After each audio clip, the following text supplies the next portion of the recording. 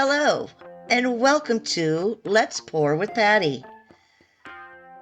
Thank you so much for joining me on this wild and wacky ride as I experience the joys and share with you the wonders of creating with fluid art.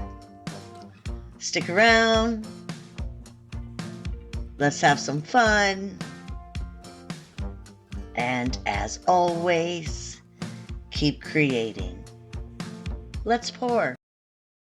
I am having so much fun upscaling these cigar boxes, and we're going into fall, so I'm inspired to try some fall colors. Something a little different. And I'm using up the last of my Cheerful by Sherwin-Williams Color to Go as my pillow paint.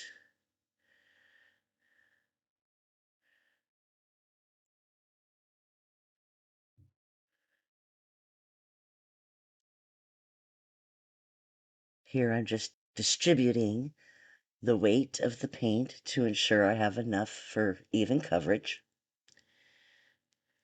Now I'm going to start layering on my colored paints.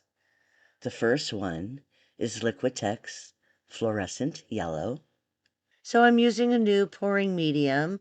It starts with this Infinity by Sherwin-Williams, which, funny enough, you have to buy at Lowe's, not Sherwin-Williams. And it is 434731 base C, untinted semi-gloss. And mix it with this Minwax polycrylic at a 3-to-1 ratio, 3 parts Infinity, 1 part Minwax, and then I mix it with my paints at a 3 or 2-to-1 ratio, pouring medium versus paint. And there was some Liquitex Neon Orange, some Pyrrole Red by Amsterdam. This is some Grenache by TLP, followed by some Copper by TriArt. And then I wanted to do another layer of the colors again to try to get some more depth in my piece. So that's what I'm doing.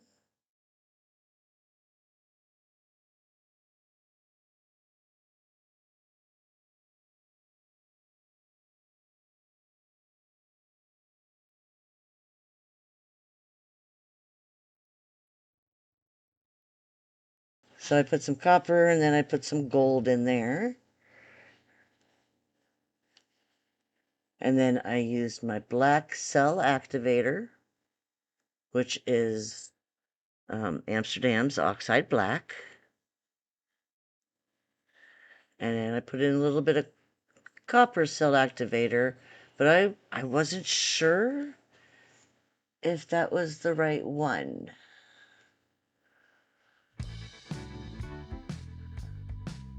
If it was actually my cell activator or if it was just the paint I had mixed up.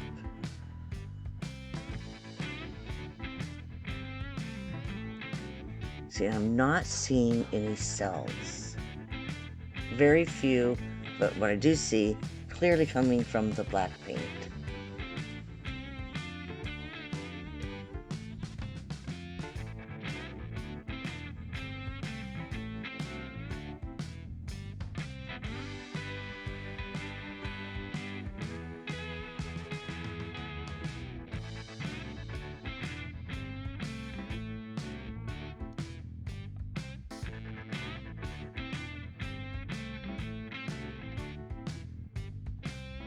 It was obvious at this point that that was not cell activator because I was getting 0 cells out of it.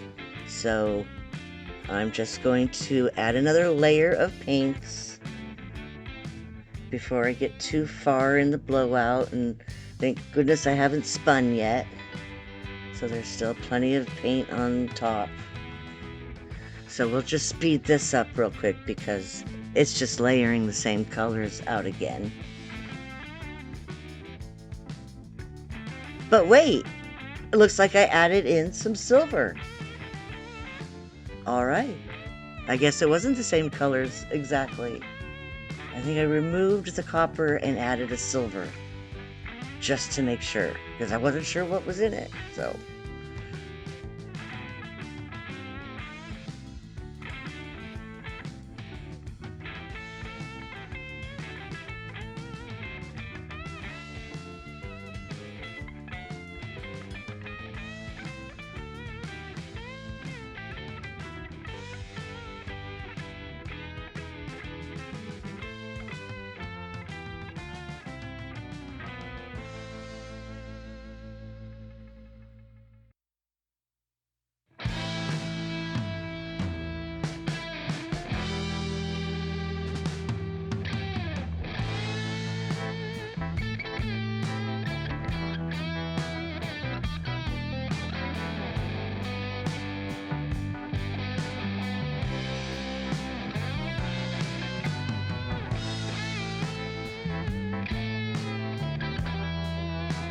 now I like to go around after I've blown out my center, and I like to try to blow out the areas where the paint didn't blow out very far and it kind of built up, and you get this amazing watercolor effect.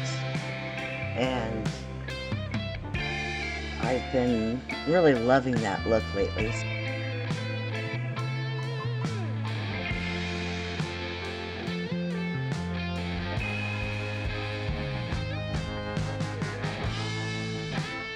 And then from there you take your little embossing tool and you do little curly doos and swirly doos, softening a lot of the edges that are kind of hard, and do some little extra blending and creating some fun designs and a lot of interest. This kind of almost had like a little paisley effect is kind of what I'm thinking. I might be wrong with the word, but you'll see at the end. So now we just have to spin it out. And this spun out really nice. Now I'm not sure if I showed you in the beginning of this. Ooh, look at that. Oh my goodness. I just love this piece. But I tape up all sides and the bottom to try to protect the wood from the edge of the top down. Protect those clasps, the hinges, all of that. I just want paint on the top of the box. I definitely want to make sure I get enough paint off so I don't get any cracking. So I keep spinning. Now this one also has an emblem in the middle that I taped up, hoping that no paint will seep in underneath. It's right in the center of the top of the box. You will see it shortly. But there it is. Oh, I am loving this. Let's do a flyover. Look at that grenache. Oh. And it's kind of like a psychedelic, funky, fall-inspired. Oh, I love that grenache. Oh, that grenache. Mmm. When it dries, it gives it such depth. And that pyro red really plays well with it, too. So, let's hope it dries good. A few more angles.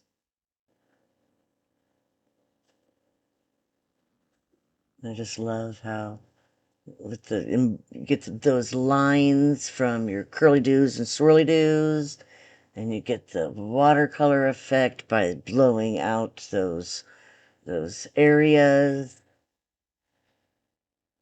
And then, of course, the lacing and cells, it just makes for a stunning piece.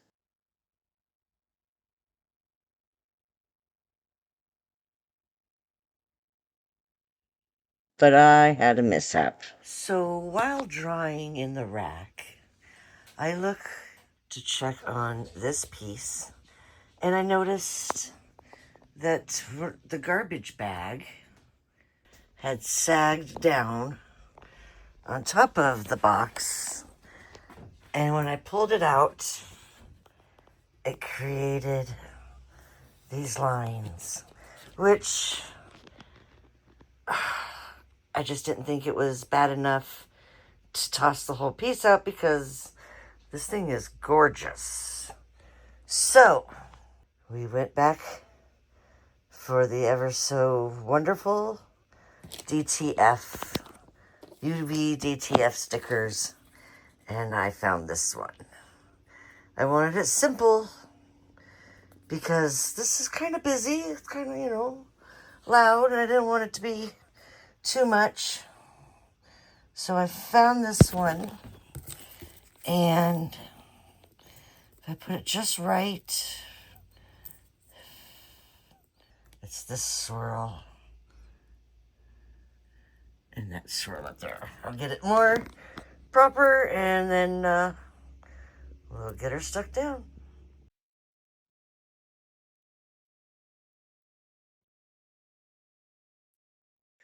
It's funny. I have sometimes the worst luck with these stickers too, only because I'm just learning, and half the time I don't know if I'm ordering the right ones.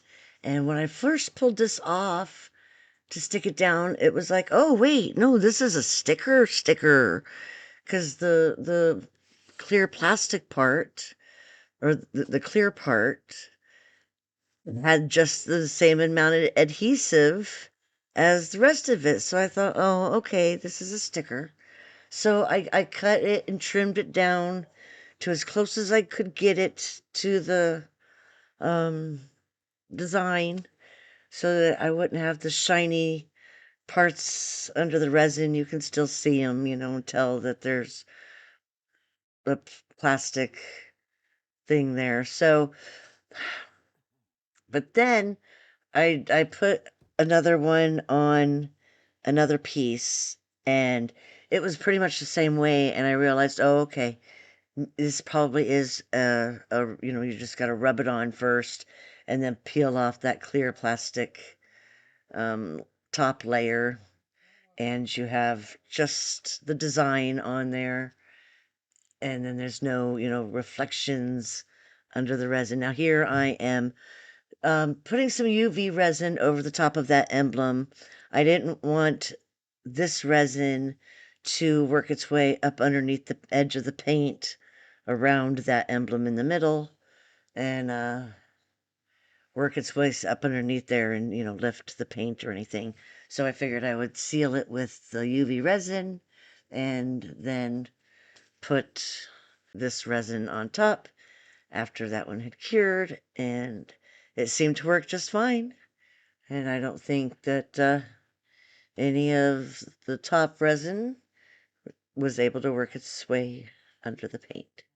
So this required two coats of this resin that I'm using, which is, I'm not even sure, it's an overstock resin. I believe it's an epoxy 1-to-1. I think it's called resin. It's not Resiners. I don't know, but it's about the same price range as all the other ones, so I assume it, and it's been working pretty good for us. So we've been using it, and I like it. I like how it works. So I will try to get a picture of it and share it with you at some point. But so 2 coats, and it worked great. Of course, you have to make sure you get, nice even coverage. Make sure your sides are. Now I just have see that little like area where it's kind of slanted. That was the hardest part to keep resin. Uh, After the first coat, there was barely any resin on that, but by the second one, it adhered to it perfectly. So you always got a torch at least 3 times to get all the air bubbles out of the resin and get that glass-like finish. And here it is. That looks fine. I love it. Almost like it was meant to be. There's that little emblem I keep talking about. Nice clean on the inside. Now, the stickers that were originally on the box kind of pulled off the finish, and I went with, okay, well, it's just distressed. We're going with the distressed look, and if it didn't sell, then I was gonna paint it. But it sold. It sold at the first sale that it went to. It will be somebody's Christmas present this year, and I hope they like it. We were at the Wine Fest here in Northeast Pennsylvania, where we live now, and it was a beautiful weekend, beautiful fall weekend with gorgeous temperatures in the low 70s and no rain, and it wasn't windy. There were long days, 12-hour days. Friday and Saturday, the event went till 10 p.m., our first nighttime event outside, especially. I was able to bring my black light, which was fun. It really was a great time. Well, thank you so much for joining us this week of another creative art collective brought to you by the incredible Taslima Maya Art, who was up before me. Then there's me, Let's Pour with Patty, followed by Casey from CWV Artistry. And this week, Sheldon Bisco of Shell Rock Art will not be having a video, but that's okay. He'll be back soon. Be sure to smash that like button if you enjoyed this video. And if you haven't yet, how about hit that subscribe button? It really does help me grow. And as always, keep creating. Bye.